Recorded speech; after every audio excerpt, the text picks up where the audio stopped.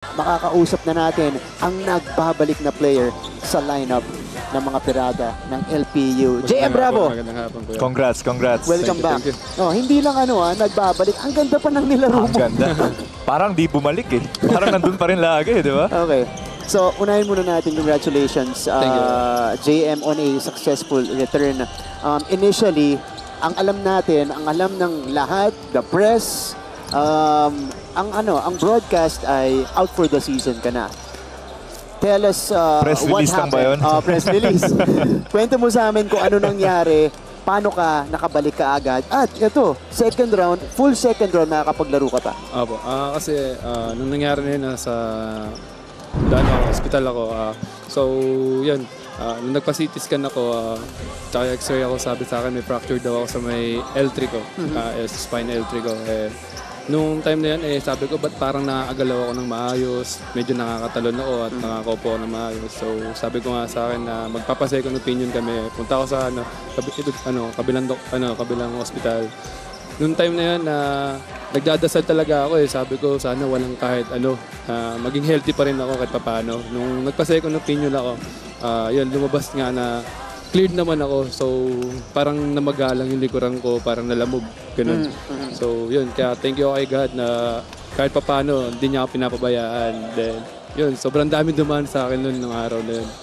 Nalulungkot na ako. Kala ko di na ako makapaglaro talaga. Dami niyang signs na nakita. Ayan. Mula kay God. Jay, masaya kaming na nakabalik ka na at parang binigyan mo ng panibagong inspiration yung team mo. Kasi iba yung laruan ng LPU ngayon in this game alone compared to your first 9 games. Talk about your return here, yung kumpiyansa mo, gaano katagal ka nag-prepare bago itong pagbabalik mo. Sa akin, unang-una, salamat sa mga teammates ko. Lalo na sa ka-roommate ko na si JM Bersosa na nakabalik lang din. Si Joshua Moraleo at si Nat Fuentes. Kumbaga kasi pinush talaga nila ako nung araw na yun na kailangan natin magpa-kondisyon kasi kailangan din kami ng team nagiging struggle sa amin, di ba? So, kailangan pa namin umangat para makahabol kami at makuha namin yung bawat goal namin. Bago kayo pasa kay JV, kasi kada hawak mo ng bola tapos umaatake ka, kami yung kinakabahan para sa iyo. Okay kaya siya? Uy! So, tawagin medic agad. Abang lang kayo dyan. Abang lang kayo. Uy! Hard yung tinanggap niya doon Okay. Physically, 100% ka? 100%. 100% ka Yes. Okay lang. Clear lang kasi kinakabahan ako. Kasi partner talagang hindi siya normal Yung talang nanab yung legs mo. Kaya rin siguro yung sa first opinion sa'yo na ganun yung kinalabasan. So, we're just happy to be, na you're playing well. Ganda laro, nanalo pa kayo. Thank you. JM, kamusta? First game back, meron bang adjustments?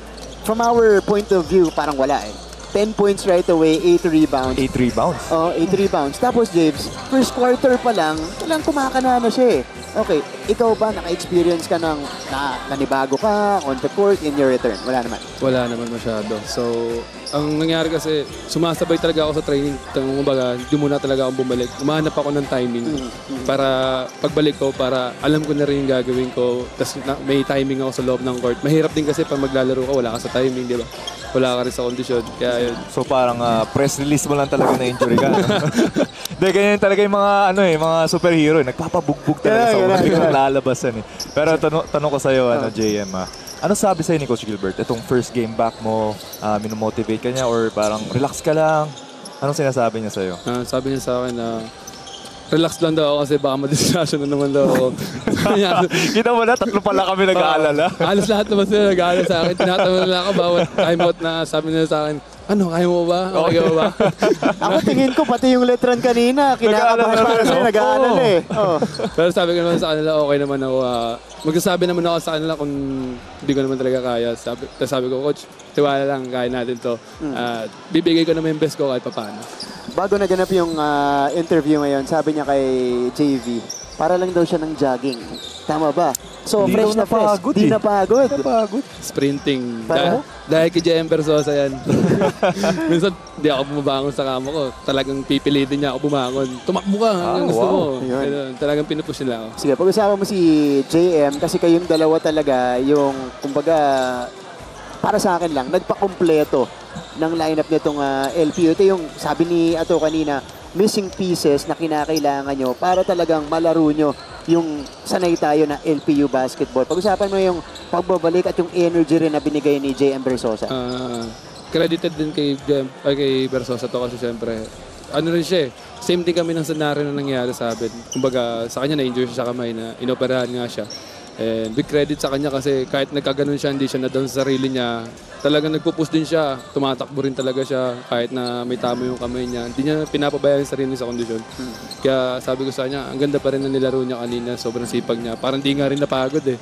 Sabi niya nga sa akin, parang kulang pa ata. Gumagano'n pa, talaga ganun kami, magkakaibigan. Nag-aana lang, pero biruan lang naman. Pwede naman kayo magpalista dito sa either Perpetual o kaya EAC. Gusto nyo pa pala.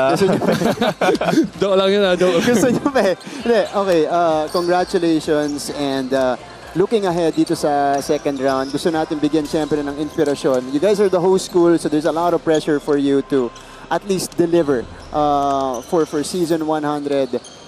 Bigyan mo ng inspirasyon yung mga estudyante ng LPU, buong LPU community, alumni, staff dito sa pagbabalik ninyo, and ano pa yung abangan natin sa second round mula sa inyo? Abangan nyo pa rin na yung paghahanda namin, lalo na pag nakompleto kami. Inaantay na namin si Mac, and get well pala kay Mac. Pagaling ka na, brother, para makompleto na tayo. Yun naman ang inaabangan ng lahat para sa amin. Ayan, malapit na yan. JM, ito, huli na lang, pagkakataon mong batiin lahat ng nanonood sa inyo. Siyempre, maraming nakaabang dun sa pagbabalik mo.